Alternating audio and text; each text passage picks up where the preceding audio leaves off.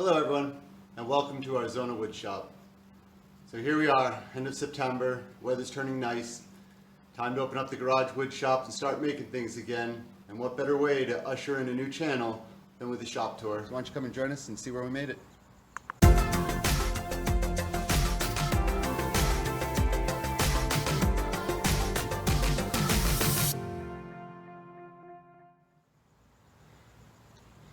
So here we are walking into the shop, and on the left hand side we've got our 3-shelf lumber rack, and then right underneath that is the clamp rack. I think I'd like to eventually get the clamps moved to the other side of the shop, and obviously I could definitely use a lot more clamps. Next to that we have a flip cart with a DeWalt 734 planer on top, and an old Ryobi chop saw on the bottom. The chop saw doesn't get used very often anymore. It's not the easiest cart to flip, and I would probably like to redo that eventually. So there she is, 1.75 horsepower. As I only have a single 110 outlet in my garage, that was the largest cabinet saw I could buy from Saw Stop. It has the mobile stand. It's got the 36-inch across.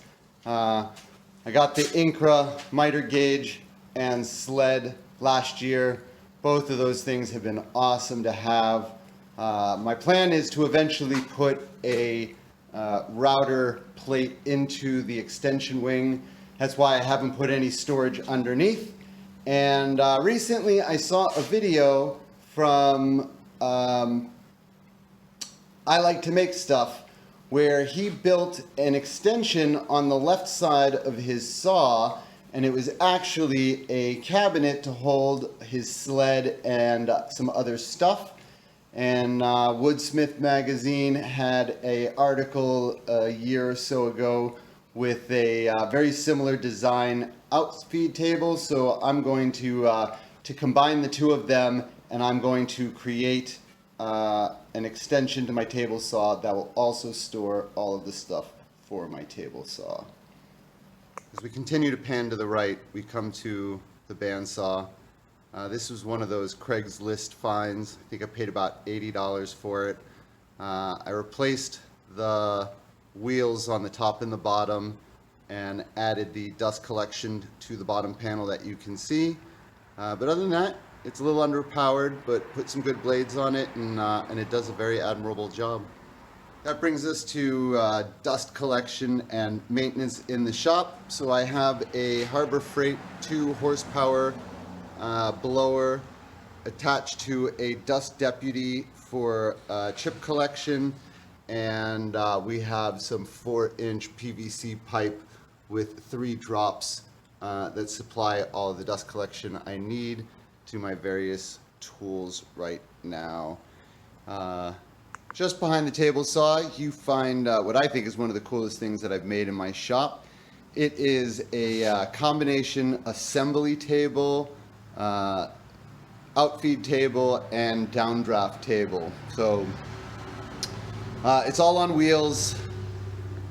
You know, when I want to use it as a downdraft table, I can plug the dust collection into the table, and then you can see all of the dog holes underneath. One of the neat things about this table as we peer underneath is it was built on top of an RV leveling jack, which gives me the ability to go from a table height of 32 inches up to 50 inches so that it can act as the outfeed table for all of my different tools, regardless of what height they might be at. So that brings us to the back wall of the shop. We walk in, you can see we collect a lot of small scraps. We make a lot of coasters, cutting boards, cheese boards, charcuterie boards, things like that. So a lot of those are really nice. We recently acquired a lathe for the shop, as you saw the previous videos. So a lot of this is stuff that will eventually probably get turned on a spindle for something. Moving up a little, this was an addition to the shop last year, one of the very few along with the table saw, purchased new.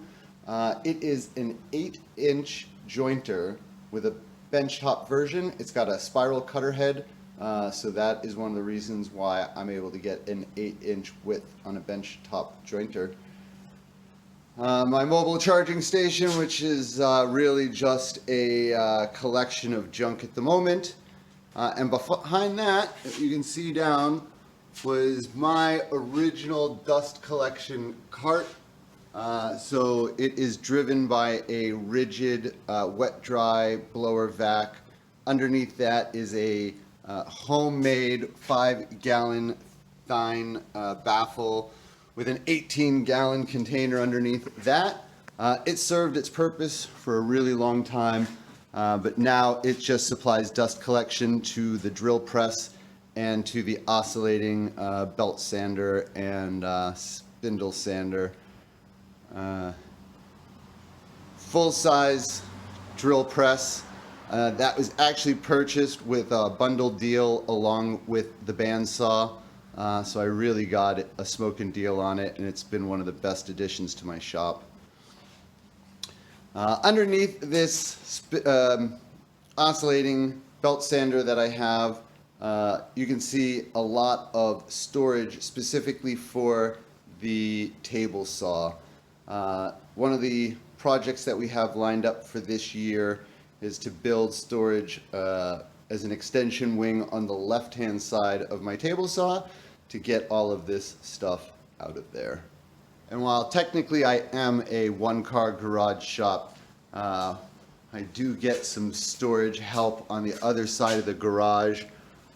In here we have some of our less used tools. So the Hitachi router, and behind that is a melamine board and a hardboard. That is my router table. I just attach the base plate to the melamine board and use that as my fence. And at the very bottom, we have a scroll saw. I also have one more closet that's kind of a catch-all. We got a circular saw, we got shop rags, we have a biscuit jointer, and then just a bunch of odds and ends, a Dremel tool and things like that. All right, last but not least, we added this lathe just as we were shutting the shop down last year, got a smoking deal on it. But now you can see I've got almost 3 boxes of junk that I've started to acquire with the lathe. And I need to build something to get this all cleaned up and integrated into the shop, which will hopefully be the next video that we make. So there you go. That's our shop. Hope you enjoyed the tour, and I hope you hit that like button, subscribe to the channel, see what we make this year, and improvements we make to the shop. Thanks, everyone.